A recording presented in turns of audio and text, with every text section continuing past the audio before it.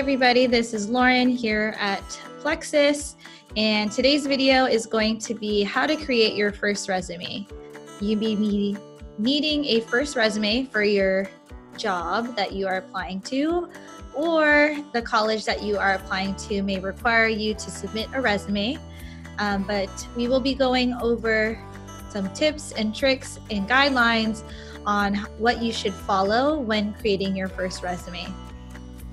Feel free to take notes, pause the video, rewind, or fast forward. You're also welcome to rewatch this video at any time. All right, let's go ahead and get started. We want to ask, why do you need a resume? And the purpose of a resume is that it is a marketing tool for yourself. You are basically advertising why you are a good fit for that job or for that college. You submit a resume so that you can obtain an interview. Just because you submit a resume doesn't mean that you're guaranteed a job. Usually the next step, if they would like for you to move forward, is an interview. And it's a requirement of many organizations and workplaces. You'll find that more often than not that you are required to submit a resume versus not having to submit a resume. So before we dive into each part of the resume, let's ask ourselves, how much do you know about resumes? So I'm going to ask you, a resume is an autobiography of one's career life and professional experiences in order to secure employment. B, a detailed listing of a job's candidate's skills, experiences, responsibilities, and achievements as these relate to the position and company being targeted. Or C, a complete listing of an individual's education, work experience, and professional training. The answer is B, a detailed listing of a job candidate's skills, experiences, responsibilities, and achievements as these relate to the position and company being targeted. So you may be wondering the difference between B and C, because they do sound very similar to one another. But as you gain experience and you have multiple jobs and have multiple experiences, when you apply to a job, you only want to list. So you may be wondering what the difference is between B and C is, because they do sound really similar to one another. But as you gain skills and experiences and you have multiple jobs, when you apply for a job, you don't want to list everything, especially if it's going to go over a page. You actually only want to list the experiences and skills that you have that are related to the job that you're seeking. So my other question is, the purpose of a resume is to A, establish a candidate's qualifications for a position in order to secure an interview. B, establish a candidate's qualifications for a position in order to secure employment. Or C, establish a candidate's qualifications for a position in order to eliminate the competition. And the answer is A, establish a candidate's qualifications for a position in order to secure an interview. So remember that you're not submitting a resume and the next step that you'll get is that you got the job, but rather, they see that you have the qualifications that is needed for that job, and the next step is an interview. So because a resume is required by most jobs, then the resume that you submit also speaks about who you are as a person, and this is the time for you to make a great impression. When your resume is neat, then it shows that you're neat. And when your resume is well organized, then it shows that you are also well organized. This is a one-page document and there should be no errors, and that shows that you pay attention to detail. And when your resume has a professional appearance, then it shows that you are also careful and competent, and it also shows that you know the expectations that the job has of yourself. So we're gonna go through the resume section by section, and the first section that we're going to look at is the header. It is the very top of the page, and our example today is Jane Doe.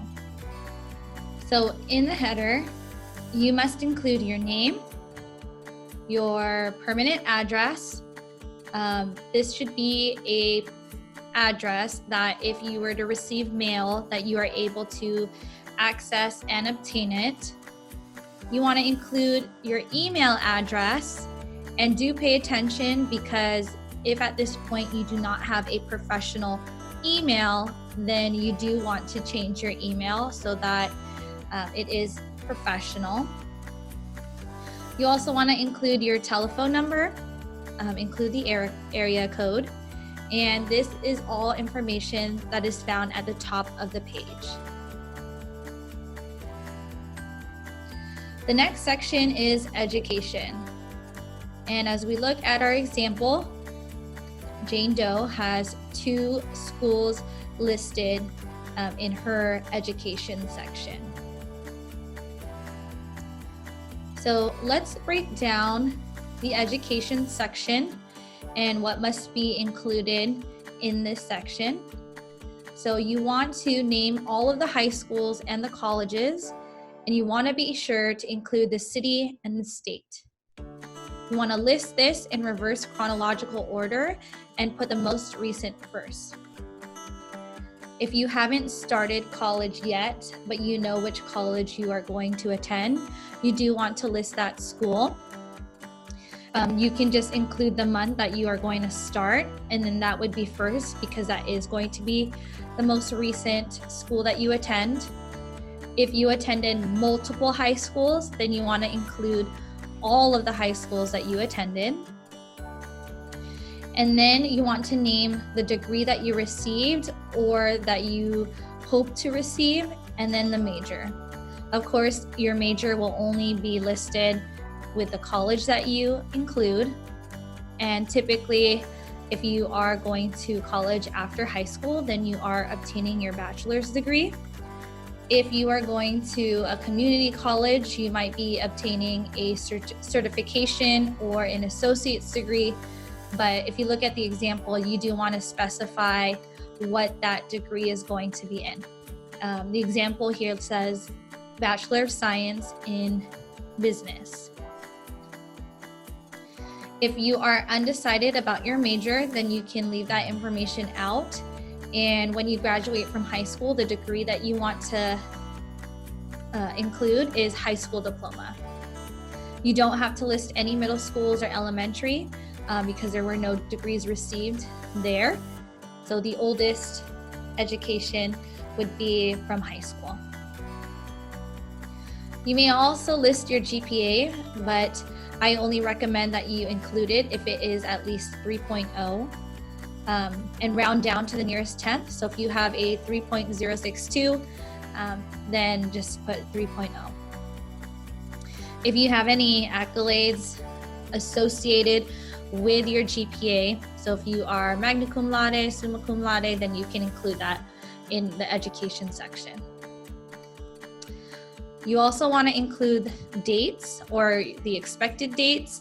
And so, like I said before, with college, including when you will start, you also want to list when you started and when you ended with all of your high schools. So typically, it would probably be August and then the year to maybe May or June and then the year.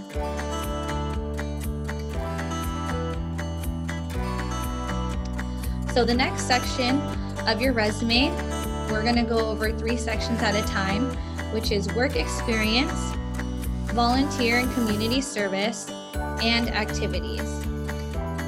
For each one that you include, under these sections, you want to describe your responsibilities, your tasks, and or your accomplishments. And depending on, how much experience that you have, you could combine your Section 4, Volunteer and Community Service, with Section 5, your activities. So you can just have work experience and then put volunteer, community service, and activities. Or if you feel like it's better to separate it, you also have that option. When we look at the example, we see that Jane has had 2 jobs under work experience, and she's also been in 2 activities under community service and activities. So let's break this down so that we understand what goes under what section. So what is considered work experience? That can be paid part-time jobs or paid internships. The key word here is paid. And so if it is something that you did not get paid for, then it would be considered either volunteer or community experience. What is considered volunteering or community experience? It's any work that is done that benefits others and you have not had any financial or social gain through this experience. So that can be something like volunteering at a soup kitchen or doing a beach cleanup as part of Interact Club. So with all of those, you aren't getting paid. And what is considered an activity? And so these can be specialized education or pre-college programs. If you are in EAOP or TRIO or Upward Bound, then that is an activity. It could be a school club or an off-campus club or organization that you are a part of. So that can be a cultural organization. Maybe you're part of your church's youth group. Maybe you are a tutor after school, or if you're in leadership and you are involved in executing the school events at your campus. If you're in yearbook and you're responsible for a certain section of the yearbook, student government, whether that's secretary or ASB president, dance, band, color guard, martial arts, the school newspaper, ROTC, AVID, the list goes on. Also, if you are in any sports, then you would also include this under activities, and that could be the school's team or a team outside of school. So again, any activity, whether that's on campus or off, those are all considered activities. So in these sections, these are the information that you want to be sure that you include. So you want to include your job title or your role. And so if you were in a club and you were the president, then you want to make sure that that's clear. If you worked at an amusement park and you were a cashier, then that was your role and you want to be sure to include that. You also, just like with education, you always want to include the dates when you worked or participated. You don't have to get specific about the date. You only need to include the month and the year. Of course, always include the company name or the organization name. So be sure that it's either AVID, or if it's, your varsity soccer team, or if you worked at McDonald's, right? Then you want to be sure to include that information. And then also include the city and the state. When you are describing what you did through your involvement or through your job, you want to use bullet points, and you want to order all of your activities or jobs in reverse chronological order. So the oldest goes last and the most recent goes on top. Be sure to emphasize your leadership roles. So you can break this up by saying you were a member at one point and then you were the vice president. and then what did you do as a member, and then what did you do as vice president. So do not use abbreviations or acronyms, and you want to spell out everything. So for example, again, if you were an AVID, you don't want to just put AVID. You could put AVID and then parentheses, advancement via individual determination. Do not assume that the person who's reading your resume know what the acronyms mean. So instead, you want to spell all of it out.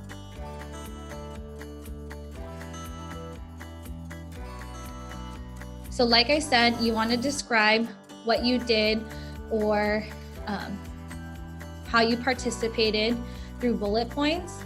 And you always want to start your descriptions with an action verb, whether that's collaborated, participated, executed, planned, right? And if you're doing that now versus if you did it in the past. So take note if it's in the present or in the past. And if it's in the present, then you would say things like gives or parks or speaks versus spoke, gave, or planned. You want to differentiate and choose your verbs wisely. So refrain yourself from using the same verbs over and over, but also because you know that each job is different. So you want to be sure to convey that the things that you did were different. You don't want to type incomplete sentences or describe incomplete sentences. So be concise by also providing enough detail. So the next section are honors and awards.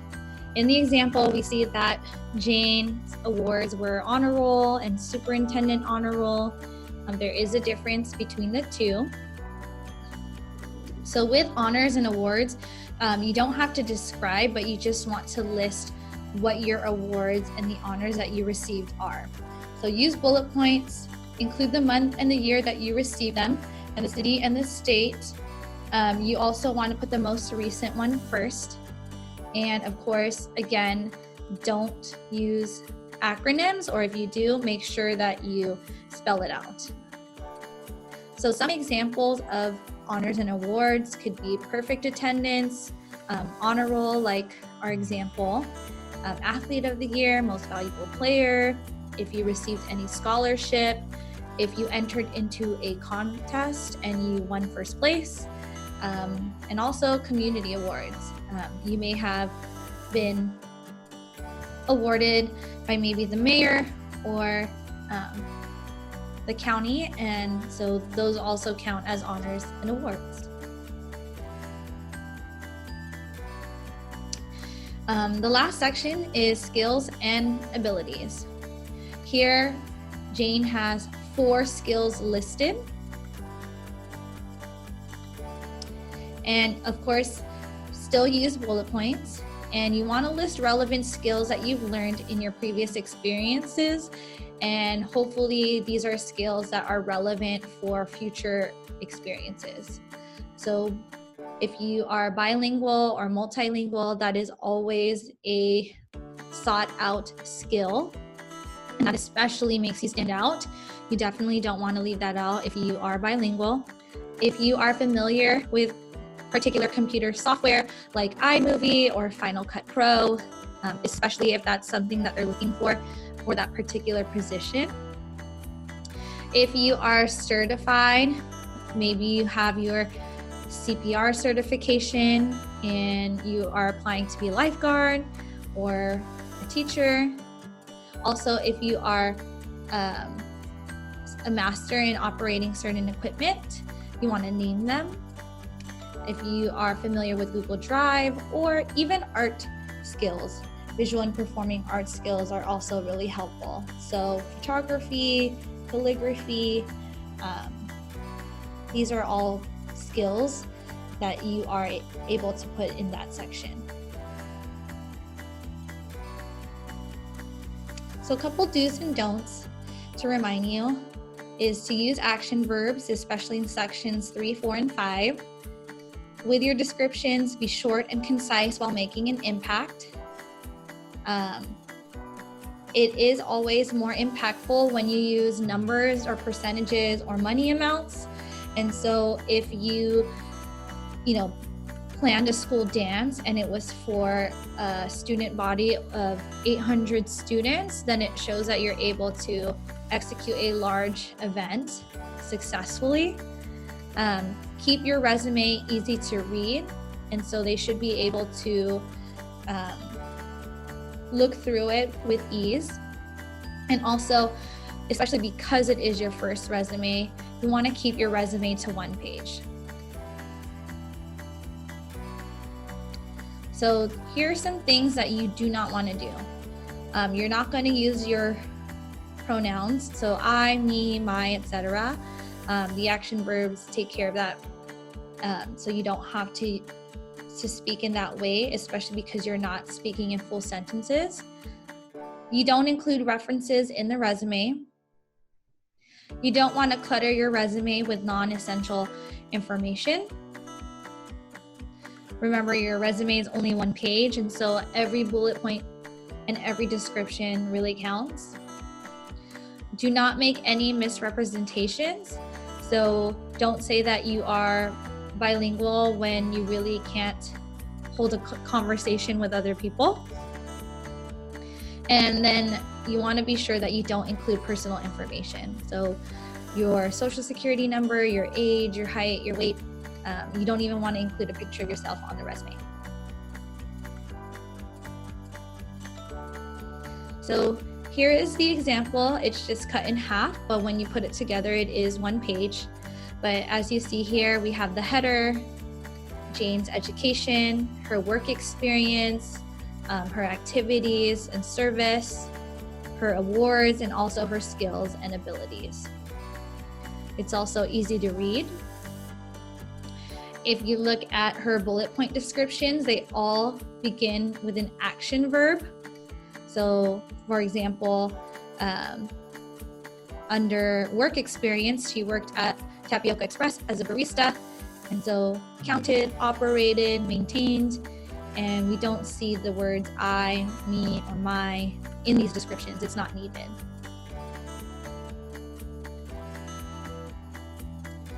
So remember that when you submit your resume along with your application, this is your opportunity to make a great first impression, and this is your way to say that I am a good fit for what you are looking for.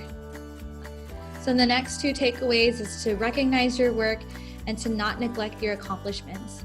This is your opportunity to show off and step into the spotlight and recognize what you've done so that people can also see that you are what they are looking for. So don't hold back, but at the same time be honest, but your work and the way that you describe it does make a difference in terms of whether or not they'll choose you for the next step. So again, please download the Plexuss app if you haven't already. This allows you to take Plexuss on the go, and you are notified more quickly. If you haven't already, then please rate and review Plexuss either in Google Play or in the App Store. We always appreciate your feedback, and in hopes of making Plexuss better. And then also, if you have any questions regarding the content of today's video, then you are always welcome to chat with my counselor, either about this or other questions that you may have in terms of your education journey. So I hope you found this helpful, and we'll see you in the next video.